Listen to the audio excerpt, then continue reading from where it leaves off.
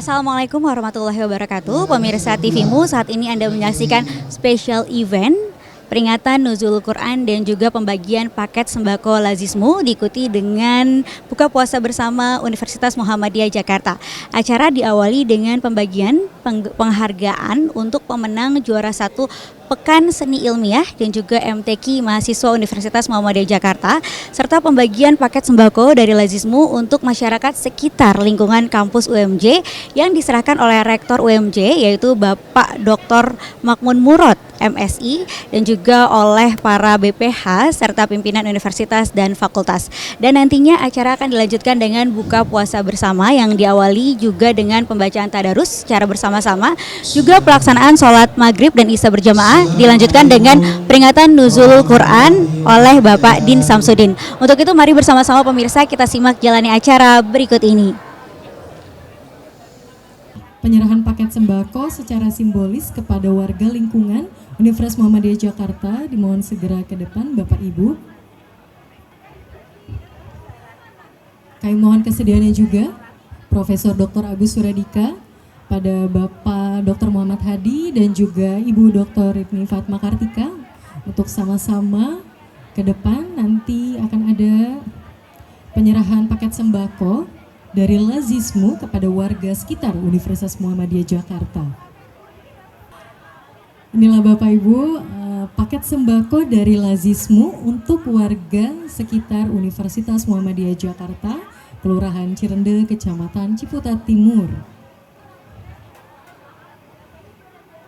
Diserahkan langsung oleh Profesor Dr. Agus Suradika, Sekretaris BPH UMJ, dan ada para Wakil Rektor, Dr. Muhammad Hadi dan Ibu Dr. Rini Fatma Kartika. Dan yang pertama sudah kita lihat tadi, penyerahan secara simbolis dari Lazismu kepada Rektor dan dilanjutkan dari Rektor kepada warga.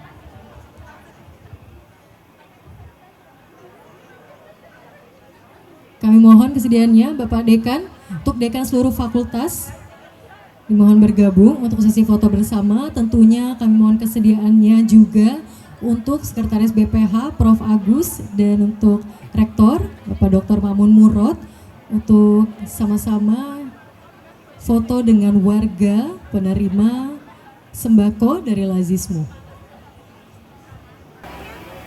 Bapak Ibu, selanjutnya adalah penyerahan penghargaan pemenang juara 1 Pekan Seni Ilmiah dan MTQ mahasiswa Universitas Muhammadiyah Jakarta.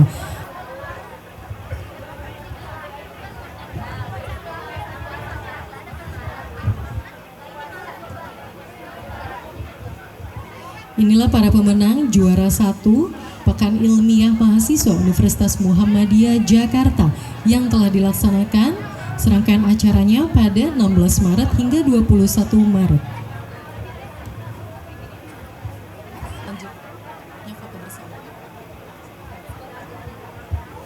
Inilah Bapak Ibu pemenang juara 1 Pekan Ilmiah Mahasiswa Tangkai Lomba Nasional University Debating Championship, kontes debat mahasiswa, Olimpiade Nasional MIPA, dan pemilihan mahasiswa berprestasi.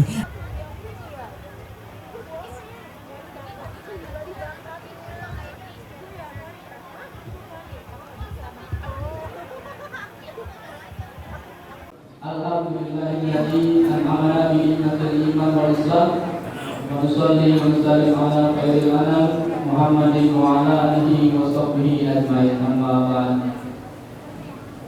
Yang sama-sama kita hormati penceramah pada malam hari ini Bapak Profesor Dr. Din Samsudin MA yang hari ini masih dalam perjalanan. Yang terhormat BPH Universitas Muhammadiyah Jakarta yang hari ini hadir, Rektor Universitas Muhammadiyah Jakarta Dr. Makmun Murad MSI, para wakil rektor, para dekan, para ketua lembaga dan juga para wakil dekan, serta seluruh jamaah Masjid At-Taqwa Universitas Muhammadiyah Jakarta yang insyaallah dirahmati Allah Subhanahu wa taala. Amin ya rabbal alamin. Baik Bapak Ibu jamaah, untuk mengawali kegiatan dan pada malam hari ini, mari kita awali dengan membuka acara dengan bersama-sama menggunakan alat basmalah. Bismillahirrahmanirrahim. Lanjut kepada selanjutnya, yakni pembacaan ayat Al-Quran. Insyaallah akan dibacakan oleh Al-Ustaz Usman, mahasiswa Fakultas Agama Islam. Padanya dipersilakan.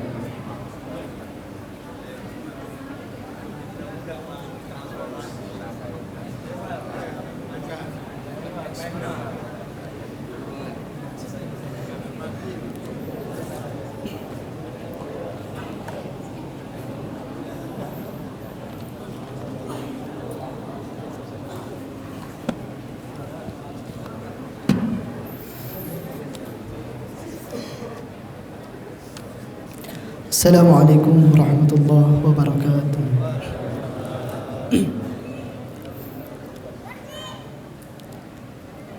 A'udzu billahi minasy syaithanir rajim.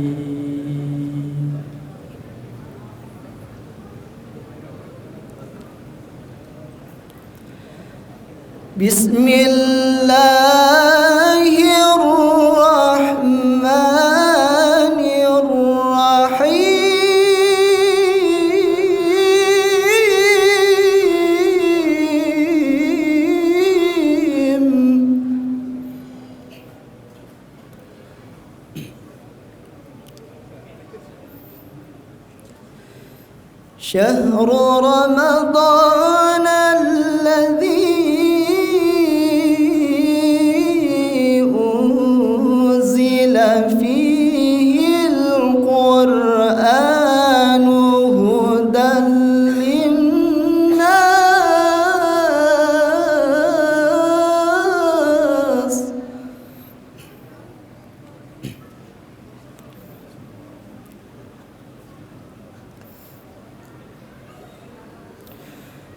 هدى للناس وبينات من الهدى والفرقان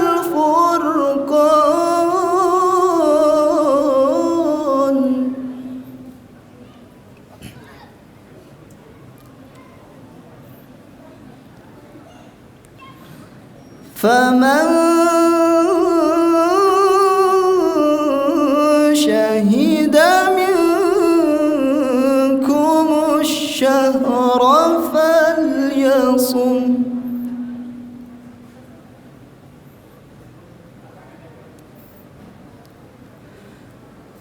ومن كان مريضا أو على سفر فعدة من أيام أخر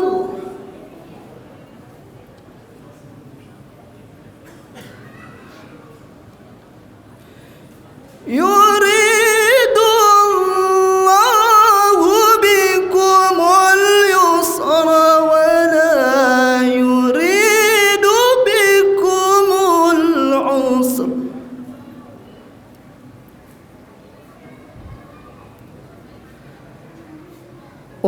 ولتكملوا العدة ولتكبروا الله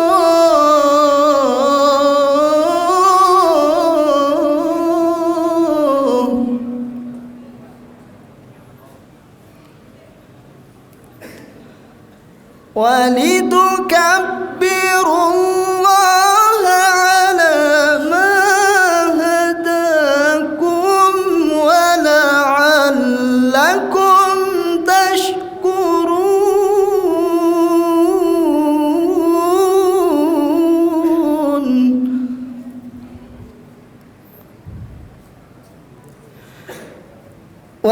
ولتكبروا الله على ما هداكم ولعلكم تشكرون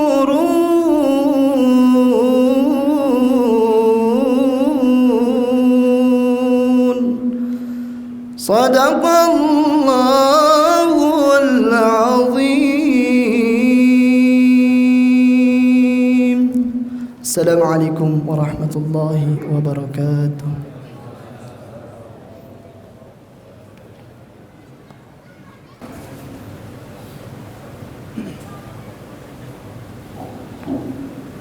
Maha besar Allah dengan segala firman-Nya. Kami ucapkan selamat datang kepada Profesor Dr. Kiai Haji Samsudin MA yang alhamdulillah sudah hadir selaku penceramah pada akhir malam ini. Baik, untuk agenda selanjutnya sesuai permintaan Bapak Rektor yang langsung kepada agenda inti pada malam hari ini. Jadi dengan segala hormat kepada Bapak Profesor Dr. Kiai Haji Samsudin MA, wadahnya dipersilakan.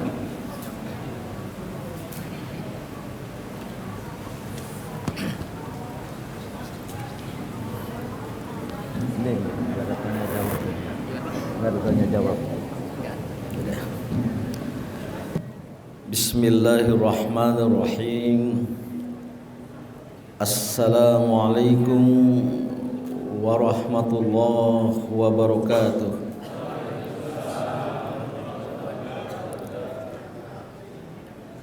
Alhamdulillahilladzi allafa baina qulubina fa asbahna bi ni'matihi ikhwana. Ashhadu an la ilaha illallah wahdahu la syarikalah alladzi amarna bil i'tisami bihablihi jami'a wa asyhadu anna Muhammadan abduhu wa rasuluh alladzi nahana 'anil infisali fi dinina salawatullahi alaihi wa ala alihi wa ashabihi wa man ittaba'a huda. Yang saya hormati Rektor Universitas Muhammadiyah Jakarta Dr.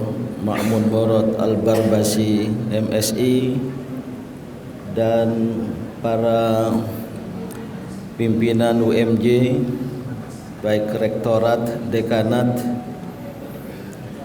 ringkasnya segenap sivitas akademika UMJ dan hadirin hadirat, semoga kita semua dirahmati Allah Subhanahu wa taala. Saya mohon maaf datang terlambat sehingga tidak bisa menyertai buka puasa bersama. Yang pasti menunya enak karena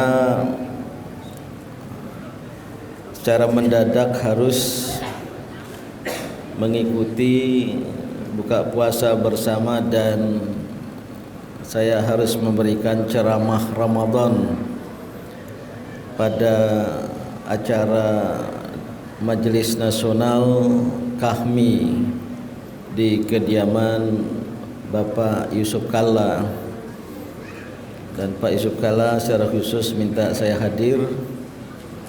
Alhamdulillah ceramah singkat dan kemudian hanya sholat isya dan bergegas kemari. Saya bersyukur kehadirat Allah Subhanahu wa taala.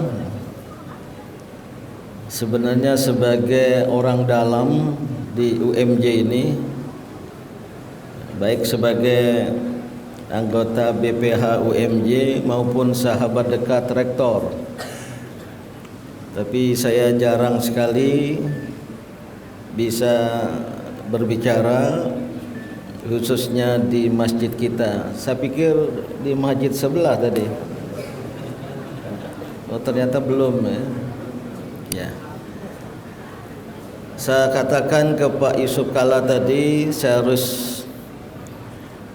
menghadiri untuk berceramah pada peringatan Nuzulul Quran di kampus UMJ sebagai pengganti peringatan Nuzul Quran yang sudah ditiadakan di Istana Negara. Ini sesuatu yang ajaib, aneh tapi nyata.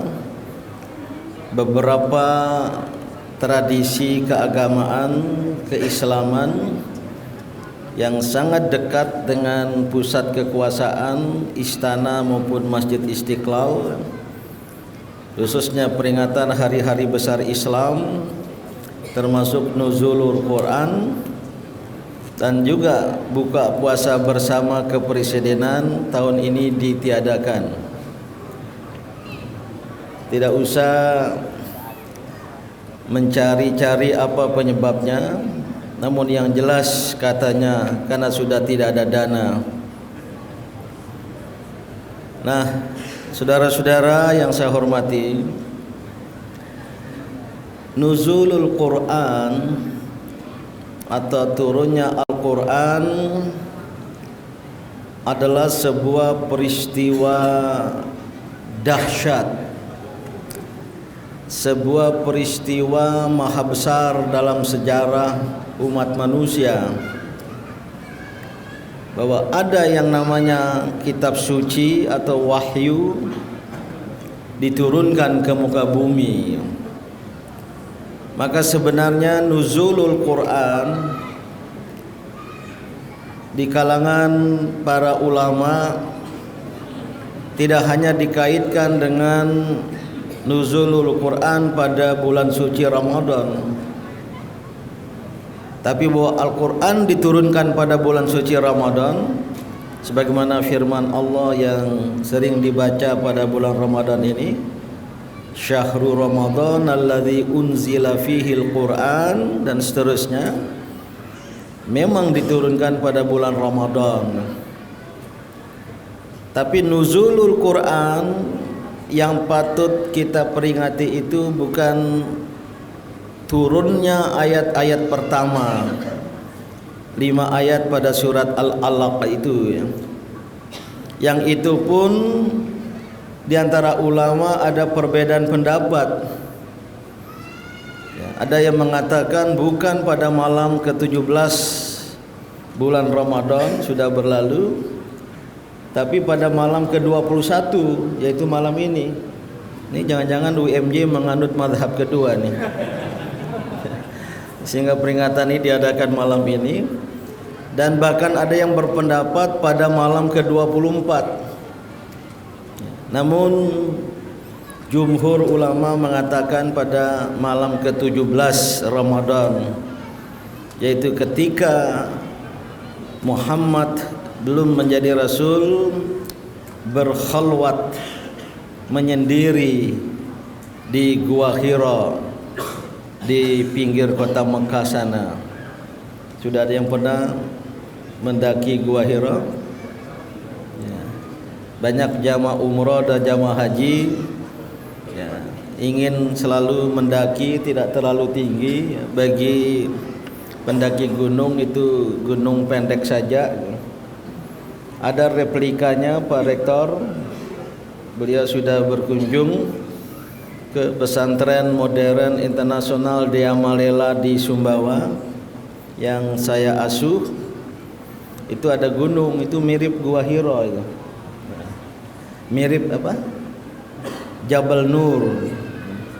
Walaupun apa tidak kering kerontang seperti Jabal Nur di Mekah sana. Ini Pak Rektor ini ketua Yayasan Wakaf Pesantren Modern Internasional Diamalela, sehingga sudah sering ke sana gitu. Nah, kalau kita coba dalami mengapa seorang Muhammad muda, 40 tahun masih muda enggak? Life begins at 40. Hidup itu bermula pada umur 40 ya. Tapi kalau saya ulang tahun, setiap tahun saya ubah ungkapan bahasa Inggris itu. Sekarang 64, insya Allah 31 Agustus nanti 65, maka saya ubah menjadi life begins at 65 ya. Ini kalau saya sebut tanggal dan tahun kelahiran saya tidak bermaksud untuk ngirim hadiah ya, pasti ditolak nanti ya.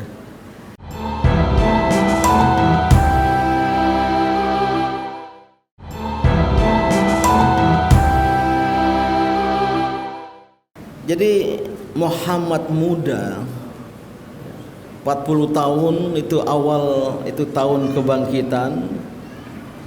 Kemudian melakukan aktivitas bahasa Arabnya berkhalwat, menyendiri, berkonsentrasi di sebuah gua yang berada di Jabal Nur tadi itu. Dan gua itu ya settingnya, lanskapnya menghadap kota Mekah. Ini bukan suatu peristiwa biasa. Tiada lain adalah karena Muhammad muda sangat concern, sangat prihatin dengan kondisi masyarakat yang beliau berada di tengahnya, yaitu masyarakat jahiliyah di Mekah sana itu. Kalau kita bersimulasi ya, katakanlah malam ke-17 turunnya wahyu pertama atau malam ke-21, berarti beberapa malam sebelumnya dapat dipastikan bahwa kota Mekah itu kelihatan dari atas. Ya, gemerlap kota Mekah walaupun belum ada listrik. Tentu ada lampu-lampu. Dan masyarakat Mekah digambarkan oleh sejarawan sebagai masyarakat jahiliyah ya, penuh dengan berbagai macam kejahiliahan ya. Selain dalam bidang politik, terjadi eksploitasi manusia atas manusia, dalam bidang ekonomi, dalam bidang sosial ya. Kala ya, ketika ada bayi yang lahir langsung dibunuh, khususnya bayi laki-laki. Dan kota Mekah itu juga ada sisi gelap ya, di mana apa yang dalam bahasa modern lokalisasi ya, lokalisasi apa ya, kalau dulu ada apa namanya WTS ya, wanita tunasusila. Saya ikut berkeberatan kalau ada WTS pasti ada PTS. Maka sekarang diganti dengan apa? PSK. Oh, perempuan apa? Pekerja seksual apa? Komersial. Saya tanya kepada mereka yang mengusulkan istilah itu, yang tidak komersial yang bagaimana? Ya. Dan juga ada sisi-sisi seperti itu semua ya, menjadi bahan permenungan Muhammad. Beliau bermenung terhadap kondisi masyarakatnya yang terjebak di dalam kemusyrikan, kekafiran dan kesesatan. Bukan permenungan biasa. Kita tidak sempat bermenung tentang masyarakat kita sekarang ya, di mana kita berada. Tapi dari ketinggian beliau kemudian bermenung tentang itu semua. Begitu banyak ya, pikiran-pikiran yang bergejolak dalam diri beliau. Bersamaan dengan itu, dari titik Gua Hira itu bisa melihat alam semesta ya, terutama pada malam-malam pertengahan Ramadan ketika ada bulan purnama. Dan Saudi Arabia, Jazirah Arabia bukan sebagai daerah tropis, sering sekali tidak banyak awan, maka bintang, gemintang, bulan akan bisa disaksikan. Menurut sejarah sirah Rasul, Muhammad muda yang berumur 40 tahun bermenung lagi tentang alam semesta. Tidak bisa diungkapkan bagaimana suasana kebatinan dari seorang Muhammad yang akan segera diangkat jadi Rasul. Nah, Bapak Ibu dan saudara-saudara, ini semua secara rasional menjadi faktor penyebab pada tingkat rasionalitas wahyu diturunkan kepada seorang hamba Allah bernama Muhammad yang terlibat dalam sebuah permenungan yang intens tentang manusia dan tentang alam semesta. namun tetap ditambah dengan kapasitas pribadi Muhammad. Saya belum sebut Nabi, belum pakai sallallahu alaihi wasallam, yang dalam sejarah hidupnya terlibat di dalam penyelesaian masalah. Ada masalah besar peletakan kembali Hajar Aswad di antara suku-suku dan kabilah yang ada berebut. Merekalah yang berhak untuk meletakkan Hajar Aswad ke dinding Ka'bah itu, dan Muhammad waktu itu diberi kepercayaan, dan beliau kemudian menampilkan kepemimpinan hikmah, kebijaksanaan dengan mengajak kepala-kepala suku. Beliau yang mengalami begitu banyak peristiwa. Saya kira ini semua harus kita pelajari dan kita pahami. Maka turunlah wahyu Al-Quran, terutama 5 ayat pertama dari surat Al-Alaq ya, yang tentu tidak akan saya jelaskan. Begitu dalam makna dari surat Al-Alaq itu. Iqra bismi rabbikal ladzi khalaq. Iqra, diawali dengan perintah membaca. Apa yang harus dibaca? Maka Muhammad menjawab, ma ana biqari, saya tidak mampu membaca. Bukan karena tidak mampu membaca huruf, karena Jibril tidak datang dengan spanduk, tidak datang dengan poster, Iqra, Iqra, bacalah. Kalau jawabannya ma ana biqari, saya bersetuju dengan sebuah pemahaman, saya tidak mampu membaca realitas ini, realitas mikrokosmos, yaitu kehidupan umat manusia yang berada di bawah sana, dan realitas makrokosmos, alam semesta yang luar biasa menakjubkan pada malam-malam itu. Ma ana biqari. Dan Jibril datang, ya Muhammad, teruskan pembacaanmu, teruskan pembacaanmu. Itulah Iqra. Ma ana biqari, saya tidak mampu membaca. Ini sungguh luar biasa. Ini sungguh ada keagungan Al-Jalal, ada kesempurnaan Al-Kamal, ada keindahan Al-Jamal pada ciptaan Allah, baik manusia maupun alam semesta. Maka Al-Quran turun sebagai jawaban. Jadi kalau Al-Quran diturunkan walaupun baru 5 ayat, itu adalah pembuka sebagai jawaban. Iqra, tapi dengan syarat bismi rabbikal ladzi khalaq. Kamu akan bisa membaca, kamu akan bisa ya Muhammad melanjutkan pembacaanmu. Bismi rabbikal ladzi khalaq, dengan nama Tuhanmu yang telah menciptakan, dan seterusnya dan seterusnya. Saudara-saudara yang saya hormati, oleh karena itu poin pertama yang ingin saya sampaikan, turunnya Al-Quran adalah solusi. Turunnya Al-Quran adalah jawaban. Pembacaan-pembacaan yang telah dilakukan oleh Muhammad selama bermalam-malam di Gua Hira, nggak takut ada ular ya. Mungkin makannya juga terbatas. Istri tercinta yang setia mengantarkan makanan setiap hari. Bisa dibayangkan seorang Siti Khadijah berarti 40 tambah berapa itu? Tambah 15 tahun ya. Sudah di atas 50 tahun. Harus juga mengantarkan makanan. Itu tidak hanya setinggi 10 tingkat gedung, tentu dengan jalan-jalan yang berkerikil, bahkan juga terjal gitu. Namun kembali, agama ini lahir dari pembacaan. Maka teruskanlah pembacaanmu ya Muhammad. Yang kedua, saya juga berpendapat bahwa turunnya wahyu Al-Quran ini adalah karena kasih sayang Allah Subhanahu wa ta'ala kepada kita manusia. Allah Subhanahu wa ta'ala yang memiliki sifat Ar-Rahman Ar-Rahim, dengan kasih sayangnya menurunkan hidayahnya kepada kita. Dan hidayah ini adalah hidayah yang kedua.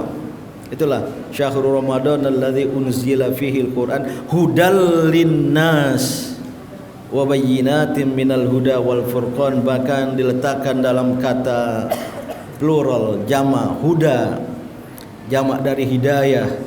Yang Al-Qur'an yang diturunkan itu mengandung hidayah kepada umat manusia. Nah, Bapak Ibu dan saudara-saudara, hidayah Al-Quran ini bukan hidayah pertama, tapi adalah hidayah tambahan, kalau tidak hidayah kedua, yang telah diberikan oleh Allah atas kasih sayangnya kepada kita manusia. Hidayah pertama sebenarnya sudah diterima oleh manusia bersamaan dengan kelahiran, bersamaan dengan penciptaan. Allah berfirman, "Tsumma sawwahu." Kemudian dia Allah menyempurnakan kejadian manusia secara jasmania dalam kandungan ibunya. Ini banyak dokter, termasuk saya lihat tepat di depan saya ini ada Dokter Ani Hasibuan. Kalau betul beliau itu, Al-Quran sangat indah menggambarkan tentang proses kejadian manusia. Dalam hadis arba'una yauman nutfah, 40 hari dalam stadium nutfah ketika sperma dan ovum berbuah. Arba'una yauman alaqah, 40 hari berada pada stadium darah kental yang melekat di dinding rahim, entah apa bahasa kedokterannya. Arba'una yauman mudghah, 40 hari dalam stadium daging. Dalam Al-Quran daging dijadikan tulang dan tulang dibungkus dengan daging. Fatabarakallahu ahsanul khaliqin. Tsumma sawwahu, kata Allah dalam Al-Quran,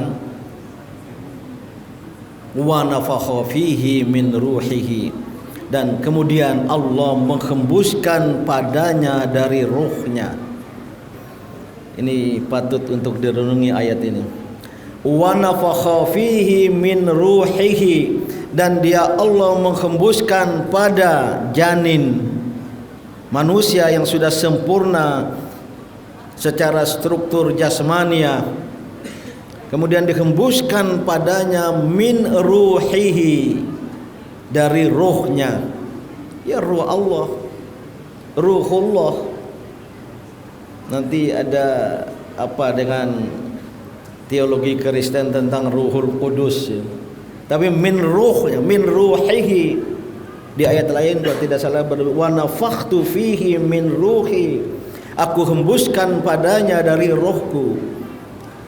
Nanti filsafat Islam berbeda pendapat, apakah roh itu dari zat Allah ataukah roh itu ciptaan Allah. Karena min ruhihi bisa melekat dari Allah atau bisa sesuatu yang diciptakan oleh Allah Subhanahu wa taala. Kita enggak usah sampai ke sana. Tapi yang paling penting dengan penghembusan ruh, ya, ada kelanjutannya, wa ja'ala bainakumus sam'a, dijadikan bagimu pendengaran, wal absar, penglihatan, wal afida, dan kekuatan-kekuatan kerohanian lain. Itu konsekuensi dari apa namanya, penghembusan ruh. Ada ilustrasi dari filosof. Jadi kalau sudah jasad sudah ada, sudah instalasi listrik sudah terpasang tapi belum nyala, maka penghembusan ruh itu bagikan kita menekan tombol listrik, maka jadilah dia menyala. Telinga yang sudah ada yang belum mendengar sekarang diberi pendengaran, mata diberi penglihatan, dan seterusnya. Nah, karena waktu, ini yang disebut dengan hidayah pertama. Hidayah pertama yang telah diberikan oleh Allah Subhanahu wa taala kepada kita manusia, ya, yang menurut Syekh Al-Maraghi, penulis kitab Tafsir Al-Maraghi, mantan Syekh Al-Azhar, hidayah pertama ini paling tidak terdiri dari 3 unsur. Unsur pertama al-gharizah, kekuatan naluriah, kekuatan insting. Naluri atau insting ini sangat penting bagi manusia.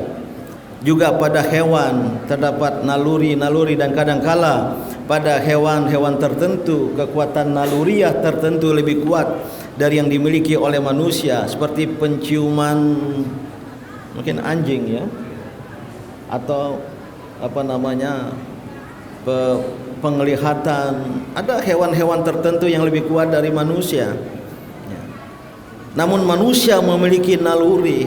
Nanti secara psikologis dijelaskan apa itu jenis-jenis naluri yang diberi yang ada dalam diri manusia. Yang kedua al-hawas, yaitu kekuatan indrawi, panca indera. Bahkan ada yang menambahkan yang keenam, indera keenam, extra sensory perception, yang tidak lain semacam qalbu ya. Dan yang ketiga al-aqlu. Kalau al-hawas, kekuatan indrawi ini membawa manusia mampu untuk mengetahui realitas di sekitarnya karena melihat, karena mendengar, meraba, mencium dan lain sebagainya. Nah, yang ketiga al-aqlu ini fungsi evaluatif, sehingga bisa membedakan mana yang baik, mana yang tidak baik, mana yang benar, mana yang salah. Menurut Al-Maraghi, seandainya hidayah pertama ini yang sudah diberikan kepada manusia sejak kelahiran difungsikan semestinya, maka manusia akan bisa sampai kepada kebenaran. Namun Allah Subhanahu wa taala masih kasih sayang kepada manusia, diturunkanlah hidayah kedua yang berada di luar diri manusia. Itu namanya al-wahyu, yang diberikan kepada manusia pilihan wahyu itu dan dijadikan sebagai petunjuk bagi kita semua. Maka Al-Quran diturunkan atas kasih sayang Allah sebagai hidayah kedua, hidayah tambahan, sehingga menjadi lebih lengkaplah. Al-Quran wahyu ini mengandung ilmu Allah, mengandung nilai-nilai Allah yang sebenarnya sudah ada di alam semesta dan di dalam diri manusia, tapi begitu kita baca menjadi kita lebih paham gitu. Ada sebenarnya hidayah ketiga ya, yang namanya hidayah taufik, hidayah konfirmasi. Ketika manusia berniat untuk melakukan kebaikan, Allah menurunkan taufiknya. Ketika jamaah berniat untuk datang di masjid pada malam ini, Allah menurunkan hidayah taufiknya ya. Bagi yang tidak berniat nggak jadi ada dapat hidayah taufik, walaupun namanya taufik ya. Nah, maka sering kita menutup ceramah wabillahi taufik wal hidayah. Sebenarnya urutannya wabillahil hidayah wat taufik. Dua hidayah, satu melekat dalam diri kita, built in ya, dan yang kedua berada di luar diri kita, eksterior, yaitu wahyu. Ditambah lagi masih ada kemungkinan hidayah Allah diberikan pada kita, yaitu yang namanya hidayah taufik. Hidayah taufik ini berhimpit dengan barokah, dengan berkah ya, bahasa Indonesia juga jadi berkah. Nanti di suku tertentu jadi berkat. Selesai pengajian seperti ini pulang bawa berkat. Barokah ya, secara ringkas adalah kebaikan dan pertemuan dua kebaikan. Yang pertama kebaikan yang sudah ada di sekitar kita, sabatul khair ya, yaitu menetapnya kebaikan-kebaikan yang ada dalam diri kita, yang ada di sekitar kita, maka menetap, tidak hilang, tidak berkurang. Ditambah dengan yang kedua ziyadatul khair, ada tambahan kebaikan dari Allah Subhanahu wa taala. Bertemulah sabatul khair dengan ziyadatul khair, seorang itu menjadi terliputi oleh berkah. Itu namanya mubarak, dia bernama mabruk. Alhamdulillah bagus sekarang ya, kita di Indonesia ini kalau ada ucapan selamat kepada yang naik pangkat, kepada yang mendapat anugerah, kita ucapkan mabruk barakallah fi umrikum untuk ulang tahun, barakallah fi ilmikum bagi yang sudah ujian S3. Nah, kalau S1 belum. Nah, barakallah fi hayatikum, semoga Allah menurunkan berkahnya ya. Berkah, al-barakah ada kaitan dengan kata al-birkah dalam bahasa Arab. Siapa yang jurusan bahasa Arab? Al-birkah itu kolam. Jadi tasyakkuk, at-tasyakkuk al-maknawi sinonim makna. Barokah dari Allah itu bagikan oase, bagikan kolam air yang menyejukkan, sumber mata air, sumber kehidupan, sumber penghidupan yang tiada habisnya. Maka inilah yang harus kita raih terus. Maka salam keislaman itu lengkap dan harus dibaca lengkap. Assalamualaikum warahmatullahi wabarakatuh. Maaf, saya belum mengakhiri pidato. Keselamatan, warahmatullah, kerahmatan, kasih sayang Allah. Yang ketiga, wabarakatuh, dan keberkahan dari Allah. Tolong kalau mengucapkan salam yang lengkap ya. Jangan assalamualaikum saja, dua yang penting di belakangnya dihilangkan, warahmatullah wabarakatuh. Jangan-jangan assalamnya assalamualaikum, enggak lengkap juga.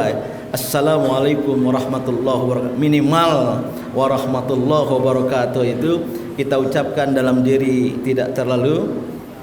Kalau mau secara sempurna dengan jahar juga bagus. Kita mendoakan untuk mendapatkan assalam, ar-rahmah, al-barakah. Jangan-jangan hidup kita ini jauh dari barakah Allah karena kita mengucapkan salamnya tidak lengkap gitu ya. Atau jawabnya tidak lengkap pula. Kalau exchange assalam, assalamualaikum warahmatullahi wabarakatuh, wajib dijawab waalaikumsalam warahmatullahi wabarakatuh. Insyaallah kehidupan umat Islam ini diliputi oleh barokah, menjadi mabrur.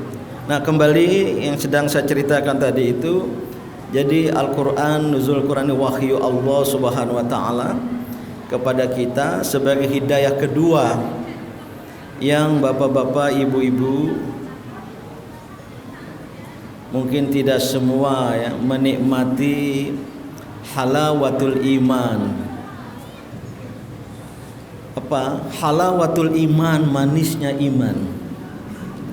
Manisnya beragama kalau kita membaca Al-Quran ya, apalagi kita berusaha untuk memahami maknanya, memahami artinya. Saya di rumah atau dari dulu kalau saya tadarus Al-Quran yang masih teknologi sederhana di mobil, saya dengar di itu dulu ya, di tip kecil, atau sekarang sudah banyak di handphone ya, dengan earphone ya. Tidak baca. Dulu sempat sih baca, Qurannya kecil, matanya sudah kabur sekarang.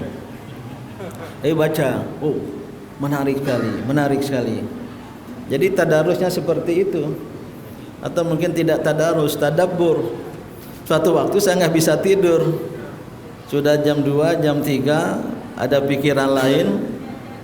Banyak pikiran tentang pesantren, banyak pikiran tentang hal-hal lain yang sedang saya lakukan, tapi juga pikiran tertarik dengan ayat-ayat yang dibaca oleh qori secara bergantian di stasiun televisi itu, sehingga istri saya tahu-tahu tiba secara sepihak mematikan TV itu supaya saya jangan berpengaruh.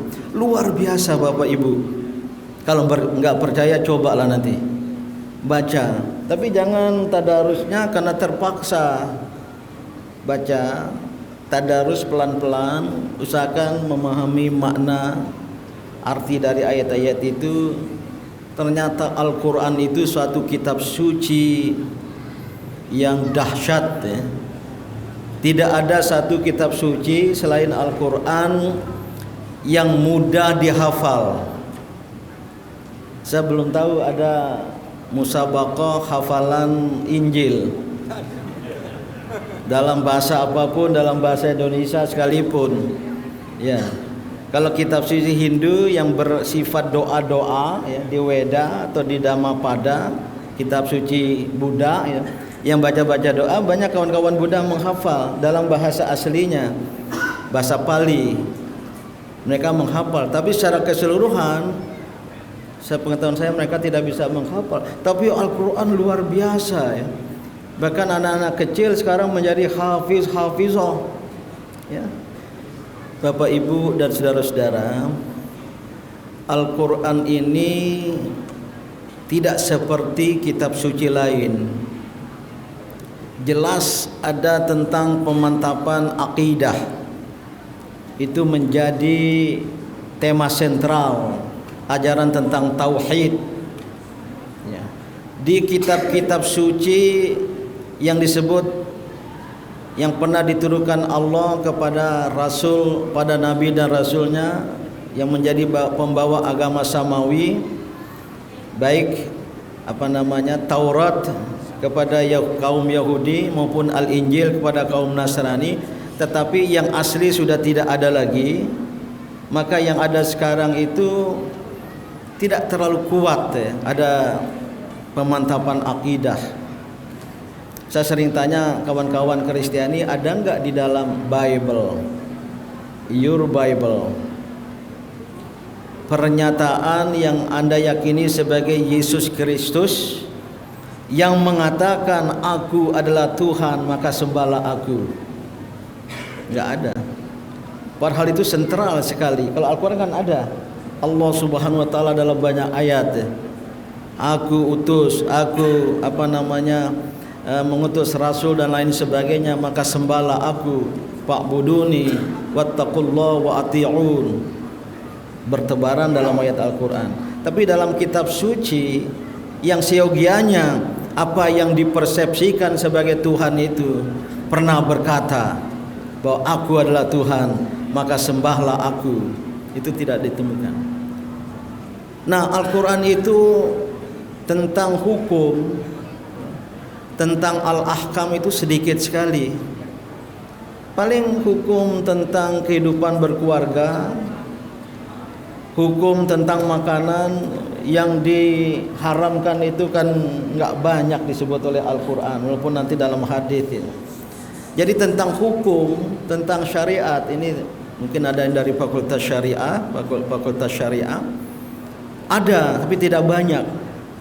Tapi ketika berbicara hukum itu tegas Al-Quran. Coba di surat Al-Baqarah tentang Ramadan itu, uhillat lakum lailatas syamir rafathu ila nisaikum bla bla bla bla, di ujung tilka hududullah fala taqrabuha. Itulah ketentuan-ketentuan Allah, itulah batas-batas dari Allah, maka jangan kau lampaui. Kemudian yang banyak lagi dalam Al-Quran justru kisah-kisah tentang bangsa-bangsa dahulu kala. Dan kisah-kisah ini bukan kisah fiktif, bukan sesuatu yang tidak pernah terjadi, tetapi sesuatu yang terjadi, kisah nyata. Banyak sekali. Saya paling senang membaca ayat-ayat tentang kisah-kisah itu ya, yang luar biasa. Ada di surat Asy-Syu'ara, ada di surat Al-Anbiya, surat-surat lain banyak tentang umat-umat dahulu kala. Sebagaimana contohnya, kadzabat qaumlahum qaumun nuhin fakadzabu wa qalu anni majnun, fakadzabu wa qalu inni majnunun wasdujir. Nabi Nuh ya, didiskreditkan, ditolak oleh umatnya dan dianggap orang gila. Kemudian pada rabbahu inni maglubun fantasir, ya Allah sesungguhnya aku terkalahkan ya, maka bantulah aku. Ini tipe nabi yang minta tolong kepada Allah ya. Kalau Nabi Ayub sakit parah nggak minta tolong pada Allah ya. Innani massaniyad durru wa anta arhamur rahimin. Itu tipe Nabi Ayub. Sakitnya keras, lebih keras dari yang pernah kita alami. Tapi enggak pernah ya Allah sembuhkanlah aku. Hanya berkata Nabi Ayub, sesungguhnya aku mengalami ad-durru itu, kesengsaraan, kesusahan. Wa anta arhamur rahimin.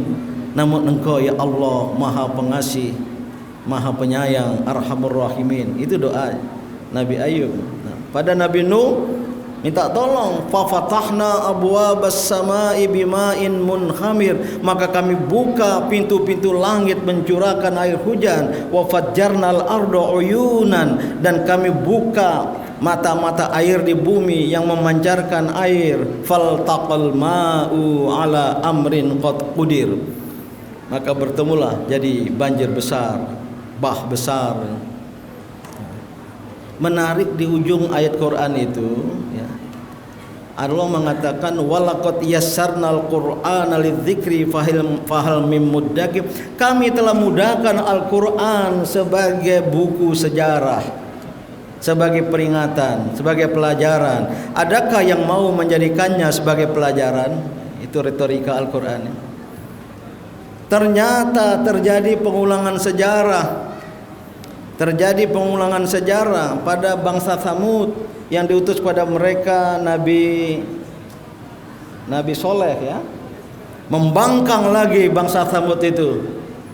Al-Quran memberitakan wa arsalna alaihim rihan sorsoron fi yaumin nasim mustamir tanzi'un nasa ka'annahum a'jazu nakhlim munqa'id.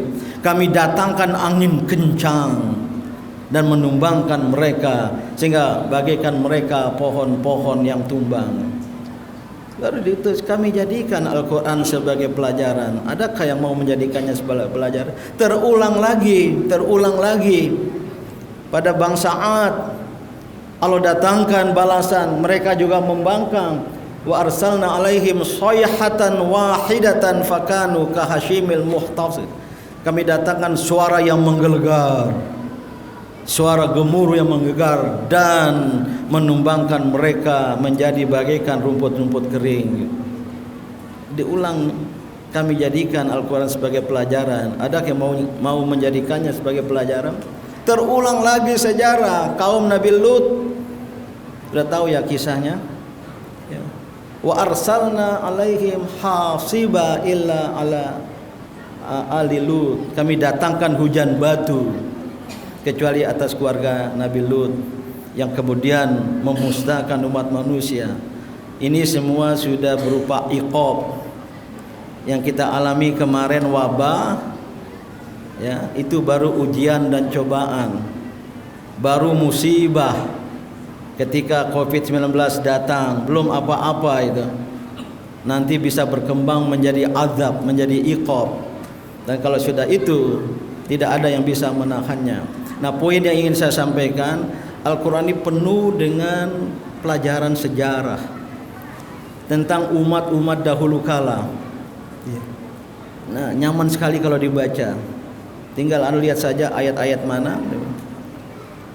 Nah, yang keempat, ya, Al-Quran ini juga penuh dengan isyarat-isyarat ilmu pengetahuan dan teknologi.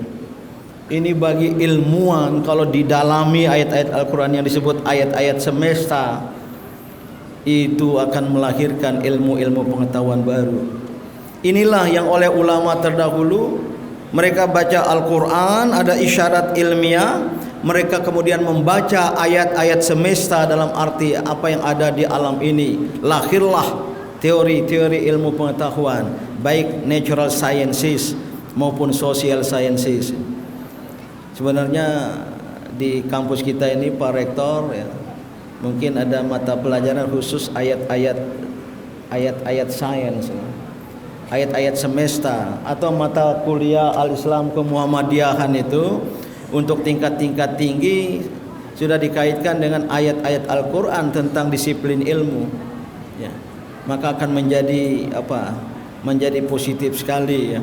Nanti kalau Al-Islam Kemuhammadiyahan, gak usah lah kapan Muhammadiyah lahir, suruh aja baca sendiri. Siapa mantan ketua umum PP Muhammadiyah? Nah, ini ada keponakan saya di Jogja, ibunya itu sepupu, ya, sekolah di SD Muhammadiyah. Ditanya oleh gurunya, siapa ketua umum Muhammadiyah sekarang? Ini beberapa tahun yang lalu. Ketika ditanya sang anak, keponakan saya, dia jawab Om Din. Pulang ke rumah dia, tadi ditanya betul nggak jawaban saya? Apa pertanyaannya? Siapa ketua umum PP Muhammadiyah sekarang? Apa jawaban kamu? Om Din. Yang gitu-gitu nggak usah, taruh aja fotonya dalam ruang kelas itu, taruh nama dan taruh ini. Kita menghabiskan waktu untuk hal-hal penting, tapi jangan kemudian itu. Ajak ke ayat-ayat ilmu pengetahuan dan teknologi. sesuai dengan bidangnya, khususnya untuk tingkat agak-agak tinggi. Karena Al-Quran luar biasa, luar biasa. Sekarang semakin ditemukan bukti dalam Al-Quran tentang ilmu pengetahuan dan teknologi, luar biasa banyak. Nah, paling akhir, Bapak Ibu dan saudara-saudara, tentu kalau kita memperingati Nuzul Quran seperti sekarang ini, yang paling penting bagaimana ke depan. What's next? Apa yang harus kita lakukan sebagai muslim muslimah? Tiada lain, pertama paling dasar harus bisa membaca Al-Quran. Baca dulu teks Al-Quran yang berbahasa Arab itu. Saya kira setiap sarjana UMJ, Pak Rektor, ini sudah kena ada praktis nih. Harus diuji ngaji dulu. Kalau nggak bisa ngaji nggak boleh wisuda. Nah, sekarang BPH kalau ada dosen baru, biasanya Pak Ateng yang bertugas itu. Ya, di antara anggota BPH, giliran Pak Ateng bertanya, coba baca Al-Quran surat sekian ayat sekian. Kelabakan itu calon dosen ya. Oh betul juga, jangan sampai ada dosen UMJ tidak bisa ngaji. Kalau saya nanya-nanyanya terkait dengan disiplin ilmu, kita sudah berbagi tugas. Nah, untuk kira-kira tingkat atas jangan hanya bisa baca, harus tafhimul Quran, memahami Al-Quran. Paling tidak sesuai dengan prodi, fakultas dan bidang ilmu, bidang minat ilmu pengetahuan yang didalaminya gitu.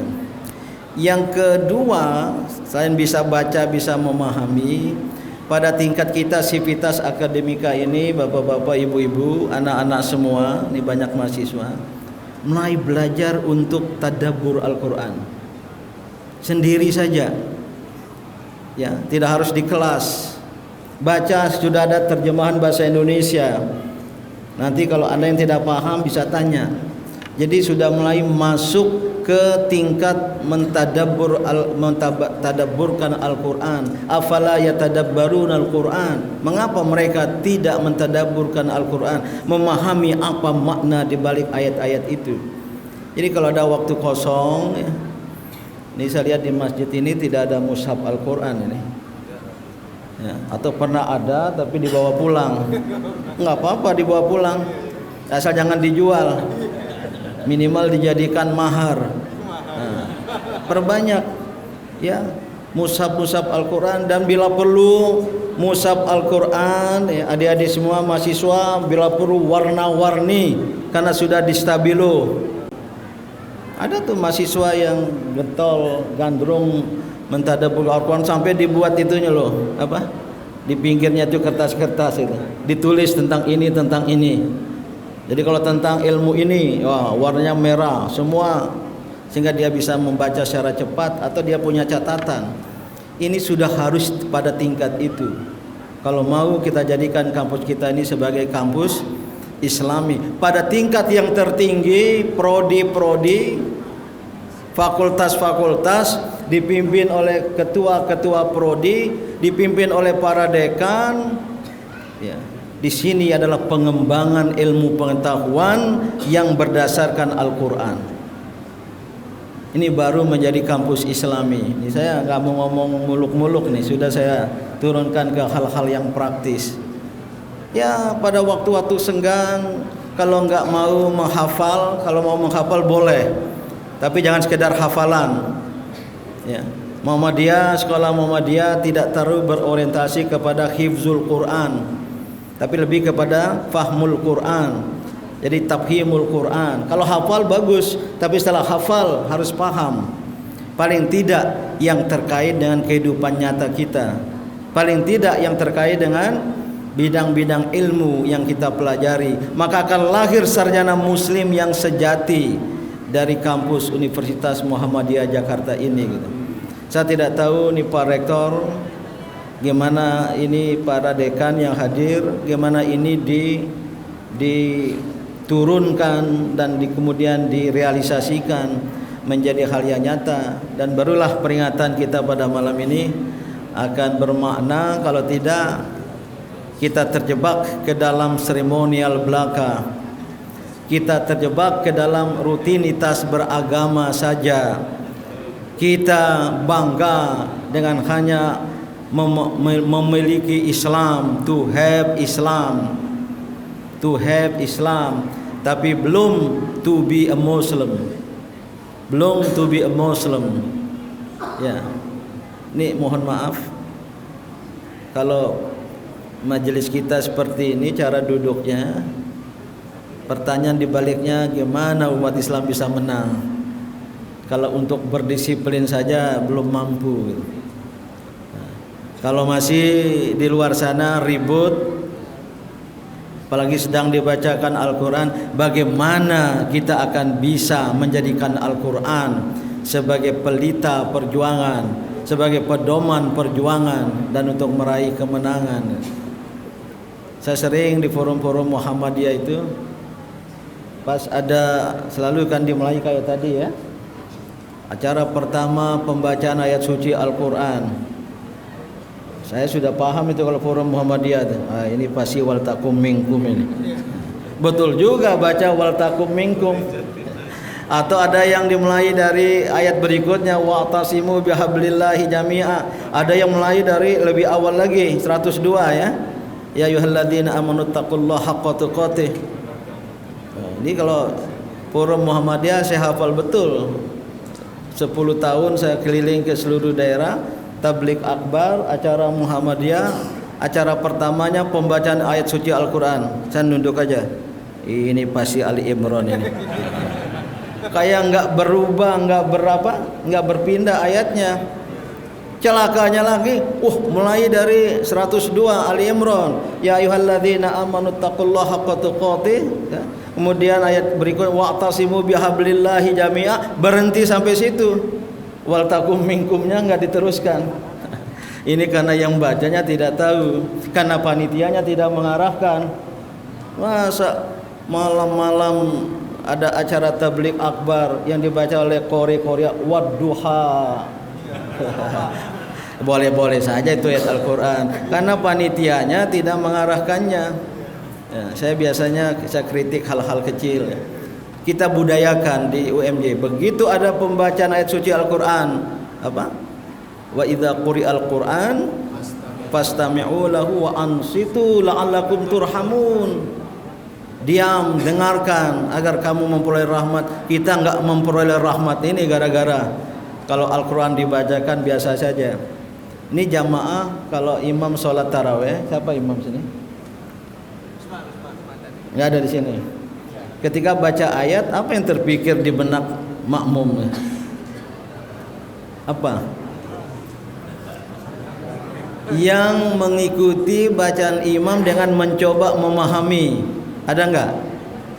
Ada ya? 2%.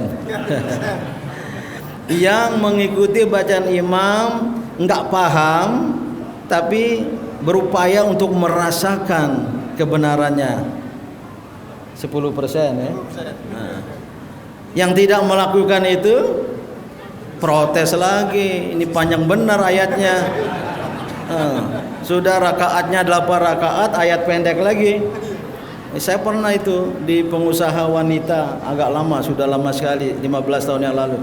Jadi imam Bang Din, pertama dia bilang 4-4-3. Oh, ini kayak formasi PSSI under 20.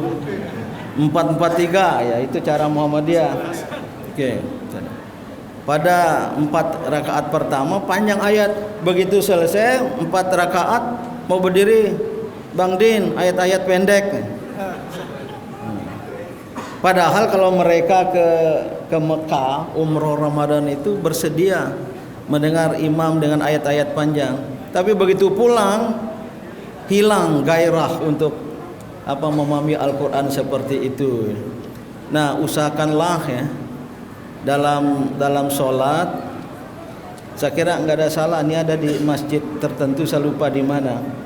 2-3 masjid dia pakai LED, ya. Ditulis sholat Jumat.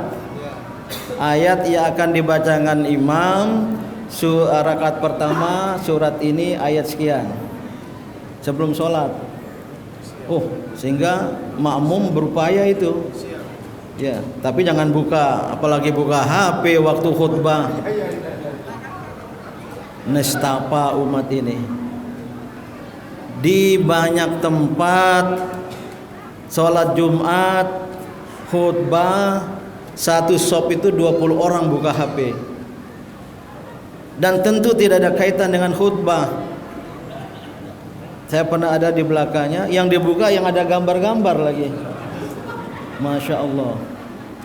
Ini akhlak kita umat Islam Indonesia. Maka bagaimana kita akan bisa menang dengan ajaran agama kita, dengan nilai-nilai Al-Quran, kalau kita sendiri beragama seperti ini. Ini yang harus ditinggalkan oleh jamaah dan warga Muhammadiyah. Jadi mudah-mudahan peringatan malam ini ada hikmahnya, dan yang paling penting bagaimana menjadi bagian dari kehidupan kita, khususnya sebagai sivitas akademika Universitas Muhammadiyah Jakarta. Saya kira demikian, sudah sangat lama. Terima kasih atas perhatiannya. Mohon maaf. Wabillahi taufiq wal hidayah. Nasrun minallah, fathun qarib, wa basyiril mu'minin. Wassalamualaikum warahmatullahi wabarakatuh. Waalaikumsalam warahmatullahi wabarakatuh.